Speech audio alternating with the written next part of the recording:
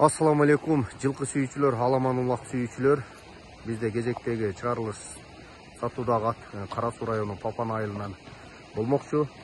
Аттын улагы дайым, жайы менен Кугазыкта турган ат, суутуп чаба бересиздер. Түгү Жалал Абадтан келген ат деп атышат. Азыр кененирээк маалыматты аттын эгесинин өзүнөн сурайлы. Улан Палбан ат тууралуу кичине маалымат берсеңиз, жашы, бою, анан акчасына токтоло кетсек.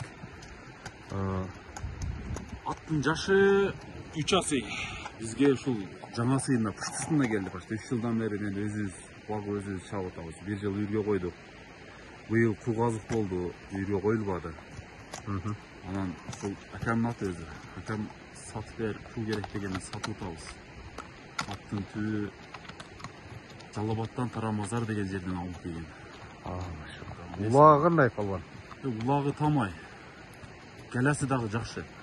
Ат өтө тез, өтө чебер ат. Машалла. Баасы 750 миңге коюлду. Жылкы сүйүүчүлөр, номерлерди калтырабыз, кайрылсаңыздар болот. Аттын буттарын бир сыйра көргөзүп коеюн. Төрттү таза, ичип жеш абдан жакшы экен. Быйыл Кугазыкта туруптур. 6 жаш деп атат.